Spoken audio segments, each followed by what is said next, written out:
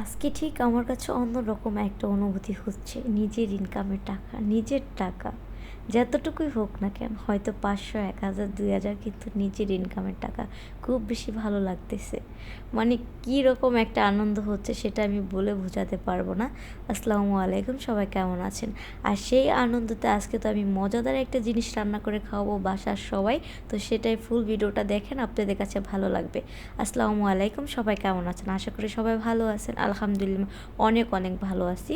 তো টিউশনি তো গত ১ বছর হয় ছেড়ে দিয়েছি, কিন্তু আবার নতুন করে টিউশনি ধরেছি।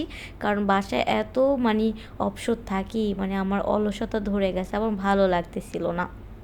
তো আজকে আমি টিউশনের বেতন পেয়েছি, আর সেটা পেয়ে তো আমার অনেক বেশি ভালো লেগেছিল। আর আমার গাছে তো এত বড় একটা করলা হয়েছে, কি বলবো। তো এই করলা দিয়ে আজকে আমি মজাদার নাস্তা তৈরি করে দেখাবো। এখানে আমি কিছু চিকেন নিয়েছি, তাকে নুন দিয়ে এবং সুন্দর করে ম্যারিনেট করে নিচ্ছি মরিচ দিয়ে। এবং আমার শ্বশুর শাশুড়িকে জিজ্ঞেস করলাম যে কী খাবেন। সে বললো, তুমি ঘরেই তো কত মজার মজার নাস্তা বানাও, তো তাই একটা বানিয়ে খাও, বাইরে টাকা দরকার নাই। আমার শাশুড়ি বললো, আমাকে পান কিনে দিও। তো আমার এই ইনকামের টাকাতে কিন্তু তাদের পানও কিনে দিলাম।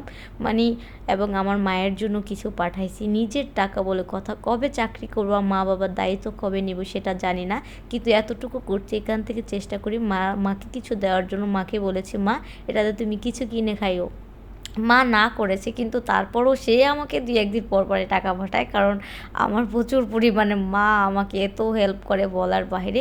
আর আমি একটুখানি লুবি টাইপের, বুঝছেন, পোলাপানের মতো।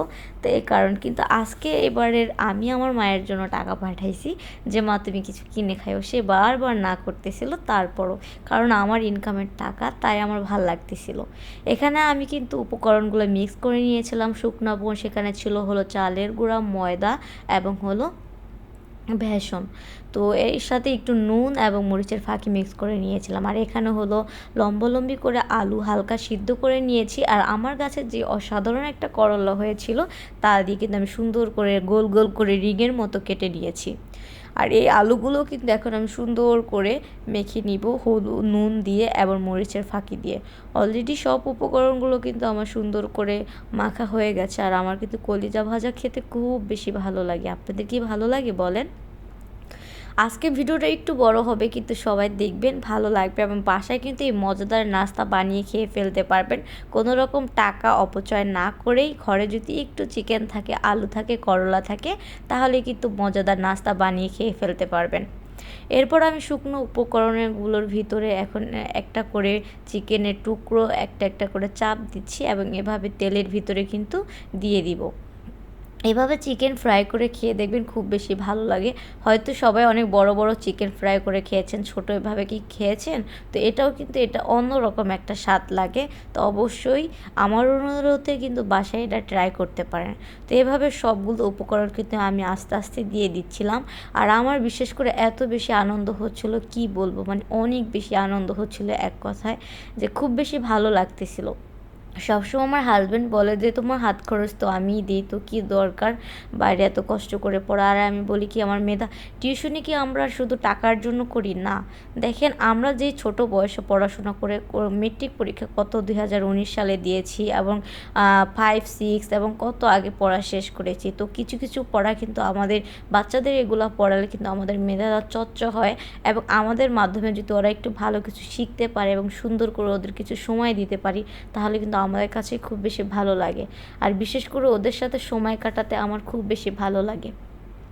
এরপর আমি চিকেন ফ্রাই করে নিয়েছি। এরপর করলা কিন্তু ঠিক সেম ওইভাবেই শুকনো উপকরণের ভিতর চাপ দিয়ে ভেজে নিলাম। এরপর আলুগুলো কিন্তু সেম ওভাবেই ভেজে নিব, ঠিক আছে?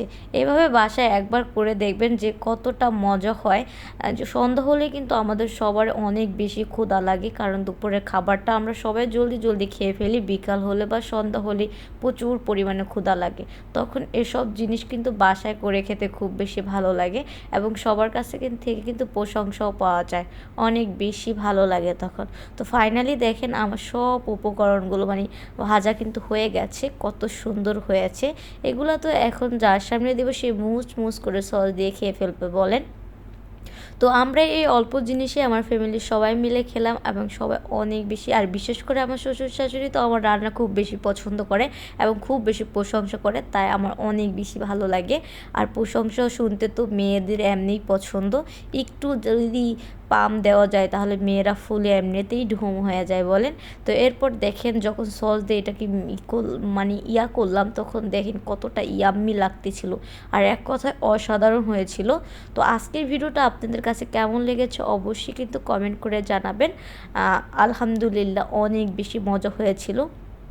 আর আমার এই খুশিতে আপনারাও কিন্তু সামিল হতে পারেন, যে অবশ্যই বাসায় না বসে থাকলে দুই একটা বাচ্চারে পড়ান এবং নিজের মেধাটাও চর্চা হবে এবং নিজের কাছেও ভালো লাগবে, নিজের ইনকাম বলে কথা।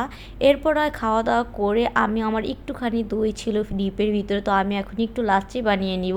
তো এখানে দইটু দিয়ে দিয়েছিলাম আর চিনি আর কিছুটা বরফ দিয়ে নিচ্ছিলাম, এরপর ব্লেন্ডারে করে নিয়েছিলাম। এভাবে ঘরে যদি অল্প পরিমাণে দই থাকে তো সবাই সুন্দর করে কিন্তু লাচ্ছি বানিয়ে খেয়ে ফেলতে পারবেন।